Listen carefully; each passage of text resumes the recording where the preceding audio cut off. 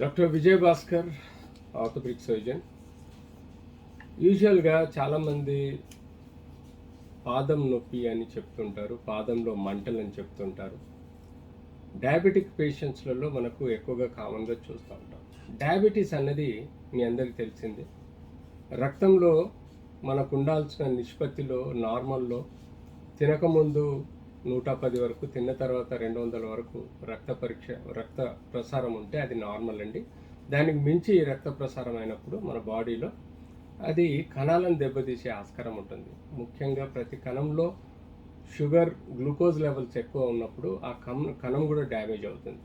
ఎంత ఉండాల్సిన కణాలలో షుగర్ ఉంటే ఆ కణాలని మన ఇన్సులిన్ అనే పదార్థం బాడీలో రిటైన్ చేసే విధంగా తయారు చేస్తుంది. కానీ ఎప్పుడైతే మన బాడీలో ఇన్సులిన్ లెవెల్స్ తక్కువ ఉండి మన ప్యాంక్రియాస్ సరిగా పనిచేయని పరిస్థితుల్లో రక్తంలో ఉండే షుగర్ లెవెల్, గ్లూకోజ్ లెవెల్స్ పెరిగిపోయి కణాలను డ్యామేజ్ చేస్తుంది. అలాగే మనకు పాదంలో ఉండే నరాలను, రక్తనాళాలను కూడా కొంత మేరకు డ్యామేజ్ చేయటం వలన ఈ నరాలలో పొడిచినట్టు నొప్పి, సూదులు కుచ్చుకున్నట్టుగా నొప్పి, అలాగే పాదం అడుగు పెడితే తిమ్మిరి రావడం, దాంతోపాటు నొప్పి రావడం, ఇలాంటి లక్షణాలు మనకు ఇనిషియల్గా స్టార్ట్ అయ్యి లాస్ట్కు పాదం మొత్తం తిమ్మిరిగా తయారైపోవడం జరుగుతుంది. సో దీన్ని అన్కంట్రోల్డ్ డయాబెటీస్ వలన ఈ పాదంలోని నొప్పులు వస్తుంటాయి.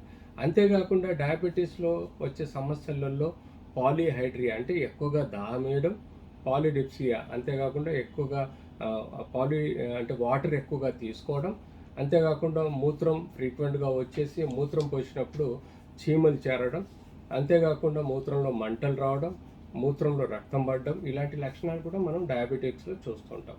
దానికి తోడు ఒళ్ళంతా ఏదో బిగుసుకుపోయినట్టుగా కండరాల నొప్పి రావడం, లెథార్జిక్గా తావడం, లేజీ అవ్వడం, ఏదైనా పని చేయాలంటే చురుకుదనం లేక ఎప్పుడు డల్గా ఉండడం, ఇలాంటి లక్షణాలు మనం డయాబెటిక్లో చూస్తుంటాం.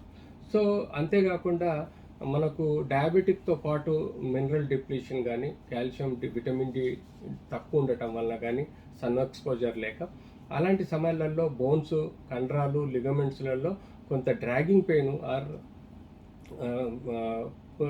నొప్పి, కండరాలలో బిగుసుకుపోవడం లాంటిది రావటం వల్ల కూడా మనకు సఫరింగ్ అవుతూ ఉంటాం. సో ఈ విధంగా మనము ఏదైతే డయాబెటిక్లో ఇట్లాంటి ప్రాబ్లమ్స్ కండరాలలో, టెండాన్స్లలో, బోన్స్లలో అండ్ పాదంలలో బోన్స్ ఎప్పుడైతే ఎక్కువగా స్ట్రెస్ చేసి నడుస్తారో వాళ్ళకి మార్చింగ్ ఫ్రాక్చర్స్ అంటే మైక్రో ఫ్రాక్చర్స్ గుట్టలు ఎక్కేటప్పుడు కానీ ఇంకేదన్నా ఎక్కువగా స్ట్రెయిన్ అయినప్పుడు ఏమవుతాయంటే పాదంలోని ఎముకలు సన్నగా పగిలిపోవటం లాంటివి జరిగి తద్వారా కూడా పాదంలో నొప్పి రావడం చూస్తాం. సో మనం 4 ఫుట్లో సమ్టైమ్స్ గ్రేటర్ టో అంటే మన టో ఉంటుంది కదా, ఆ టోలో వాపుర వచ్చి నొప్పి వస్తుంది. దాన్ని కూడా మనం గౌటీ ఆర్థరైటిస్గా కూడా కీలవాతంగా భావించడం జరుగుతుంది. దానిలో యూరిక్ యాసిడ్ లెవెల్స్ ఎక్కువగా ఉంటే గ్రేట్ టోలో మనకు స్వెల్లింగ్, పెయిన్ వస్తుంది. దాన్ని కూడా మనం రూల్ అవుట్ చేసుకోవాల్సిన అవసరం ఉంటుంది.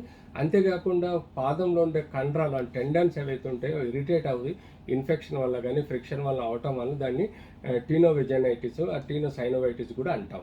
సో ఇలా మనం చెప్పుకుంటూ పోతుంటే పాదాలలో ఇన్ని రకాల ప్రాబ్లమ్స్ ఉంటాయి. డయాబెటిక్లో ఇంకెక్కువగా ఉంటాయి కాబట్టి వీటిని పరిగణలో తీసుకొని సరైన పద్ధతిన ఇన్వెస్టిగేషన్స్, ఎక్స్రే, ఎంఆర్ఐ, సిటీలు చేసుకొని డిజీజ్ కన్ఫర్మ్ చేసుకున్న తర్వాత ట్రీట్మెంట్ తీసుకోవాల్సిన అవసరం ఉంది.